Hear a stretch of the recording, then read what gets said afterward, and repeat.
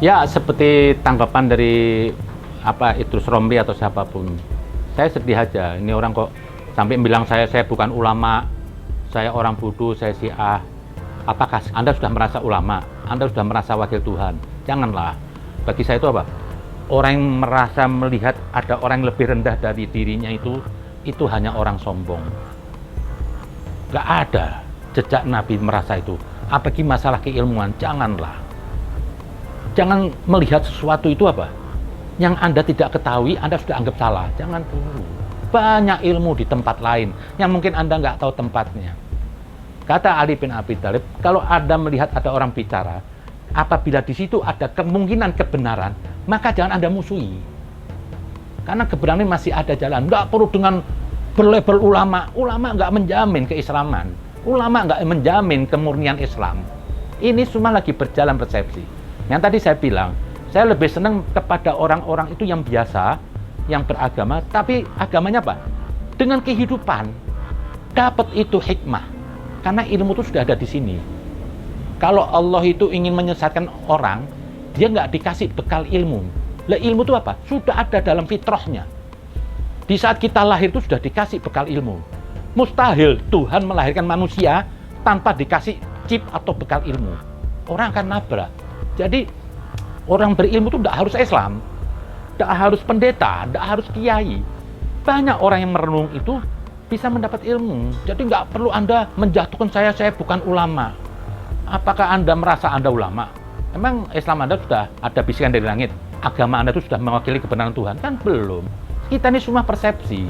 Jadi nggak usah merasa paling hebat, suci, mau merasa pengawal agama, mau merasa satpam agama, terus dengan tindakan fisik.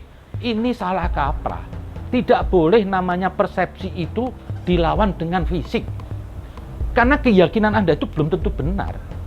Lah, orang yang suka mempertahankan dengan pendapatnya sendiri, yang nganggap orang salah, biasanya itu emosi. Ini semua, karena mereka nggak punya bahan untuk mengkonter ilmunya. Itulah manusia saat ini. Saya ini dari kecil dididik keluarga yang santri. Ada orang mengatakan saya nggak bisa baca Quran. Saya itu TK itu sudah hatam Quran. Karena dulu di lingkungan Habib itu Arab, habis maghrib itu harus duduk sampai Isya. Itu saya kalau maghrib nggak duduk, habis saya digebukin. Dari maghrib sampai Isya itu antri ngaji, saling mendengar. Itu minimal sebulan sekali saya hatam. Jadi kalau ada orang yang mau ngetes saya Quran, ya nggak usah lah. Silahkanlah kalau emang Anda mau nggak percaya ya monggo. Itulah karakter saya dari kecil, saya didik situ. Agama saya dulu termasuk orang-orang yang kalau melihat gerakan-gerakan FPI ini, itu saya anggap ini hero Islam, ini dakwah Islam, menikmati saya dulu. Jadi saya pernah duduk di level seperti yang sekarang ini orang yang lagi marak teriak-teriak di jalan, merasa itu jihad. Saya pernah mengalaminya. Saya pernah mengalami yang begitu. Dulu maaf, kalau saya dengar kalau ada pendeta ceramah di TV, itu saya matiin. Saya sudah benci aja. Padahal kalau saya lihat lama-lama saya perhatiin, loh ini ceramah baik kok. Dan semua kebaikan itu datang dari Allah. Tidak ada kebaikan itu klaim umat Islam, klaim umat Kristen, agama Kristen, klaim umat Hindu, Buddha, tidak ada. Semua kebaikan bersumber dari Allah. Jadi nggak perlu Anda risih atau nggak enak ada nasihat dari seorang Hindu, Buddha, Kristen. Lah kalau emang baik ambil, itu saya berpikir. Mulai saya merenung. Saya kok beragama dulu kok saling bermusuhan ini apa? Kok agama membuat saya malah sempit? Belum lagi saya itu kalau melihat agama dulu ritual.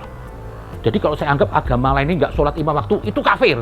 Lah saya melihat kalau beragama itu melihat dari ritual, akhirnya sempit ini agama saya. Tuhan tuh jadi sempit wilayahnya. Nggak bisa ke agama lain. Padahal ya agama lain ada cara ritualnya sendiri. Tuhan tidak menyeragamkan itu ritual. Mau dulu ada orang dengan cara ibadah, dengan caranya orang Yahudi, dilegalkan oleh Tuhan. Intinya semua ke Tuhan. Mau orang dengan pakai prasarana batu mau bukan ke batunya, itu hanya prasarana. Begitupun juga di Islam, kita punya Ka'bah, ada batu kotak. Bukan kita ke batunya itu, tapi dari batu itu Ka'bah, kita bisa bisa mengantar kita menuju Tuhan. Jadi biarkan orang masing-masing punya sarana untuk menuju Tuhan. Tidak perlu kita adili. Semua dengan caranya sendiri-sendiri. Dan Tuhan itu tidak dibatasi agama. Jalan menuju Tuhan itu sebanyak hembusan nafas manusia.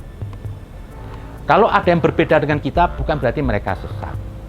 Maka dalam Al-Quran dibilang apa? Kemana mata memandang, di sana ada wajah Allah. Dari barat dan timur. Jadi jalan menuju Tuhan itu banyak. Kalau kita hanya untuk melihat, oh itu orang Kristen nggak sholat 5 waktu kafir. Wah itu bukan Islam. Akhirnya agama ini sempit. Dan masa Tuhan mempersempit itu? Maka ada jalan. Dibiarkan di Al-Quran berapa kali. Masing-masing punya kiblat. Janganlah kamu saling bermusuhan. Wahai orang mukmin, wahai orang Nasrani, wahai orang Yahudi, wahai Sabi'in, apabila Anda beriman kepada Tuhan. Ya, saya yakin semua orang beriman kepada Tuhan, sekalipun menyembah batu. Masa saya menyembah batu, atasnya kemana saya nggak tahu. Pasti orientasi apa? Ada sang penguasa, sang pencipta. Dan apabila ada punya perantara, semua agama punya perantara. Kristen, Hindu semua ada perantara, ada yang dirujuk. Ya kalau pemain bola itu ada wasitnya lah. Kenapa perlu ada perantara di situ, Rasul, perantara, supaya orang itu nggak saling menyesatkan. Ada yang orang awam ada dibimbing dan beramal soleh. Apa yang dikatakan situ? Anda jangan merasa gelisah, jangan bersedih hati. Semua akan diterima oleh Tuhan kamu. Tuhan aja toleransi. Dan inilah hakikat agama di Al-Quran. Mau kalau saya lihat di Al-Quran itu, kok indah ini Islam. Tapi begitu Al-Quran itu masuk ke kepala manusia, jadi produk hukum, kok isinya marah terus, gontok-gontokan. Jadi Tuhan yang sebenarnya Tuhan dengan Tuhan yang kepala manusia ini masih jauh beda. Isinya permusuhan. Saya tuh sebetulnya apa? Lebih banyak merenung. Nanti saya buka tafsir Quran, saya pakai akal saya. Loh, ini kok begini? Saya korek-korek aja. Saya ada tanya juga. Malah ada salah satu guru agama saya itu orang Tionghoa. Yang dia menguasai Al-Quran lebih dari saya. Bayangannya orang Tionghoa. Tiap hari ini orang Tionghoa namanya Pak Hari Abdullah. Hobinya tiap hari pakai handphone Quran dibuat. Saya banyak pemahaman juga dari dia. Saya tanya tentang keagamaan. Itu cukup canggih. Jadi saya tuh mencari guru, kemana aja saya cari guru. Nggak harus habib, nggak harus ulama, sekalipun tukang sapu saya cari. Pokoknya siapapun yang bisa ngasih saya suatu ilmu, itu bagi saya guru saya. Dan saya tidak akan lupakan sampai mati. Karena apa? Hanya binatang yang tidak menghargai, wong dirinya bisa jadi lebih sempurna, melupakan.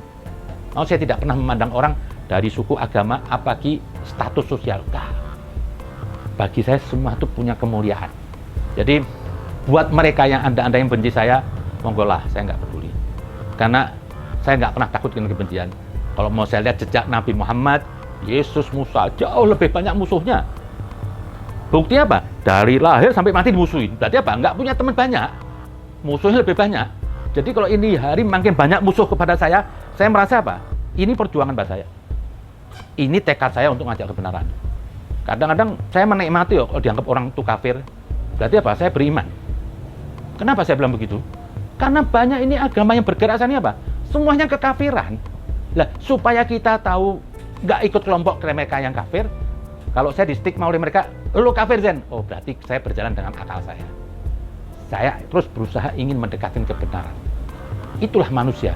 Manusia ini hanya bisa dituntut bagaimana berusaha terus sampai mati untuk mendekati kebenaran. Tidak ada satu manusia bisa mengatakan saya sudah perfect, saya sudah sempurna. Tidak ada. Itu aja. Jadi singkat cerita kehidupan saya ini. Terserahlah Anda mau lihat. Saya tidak ada masalah apapun. Saya bukan bazar rupiah. Saya bukan ingin mengadu domba agama Islam. Saya cuma hanya ingin apa? Mengatakan apa yang sebenarnya. Makanya banyak orang ingin saya itu kena hukum. Saya tahu. Banyak orang lagi menunggu saya ini salah ngomong. Saya tahu. Saya nggak takut dengan ancaman itu.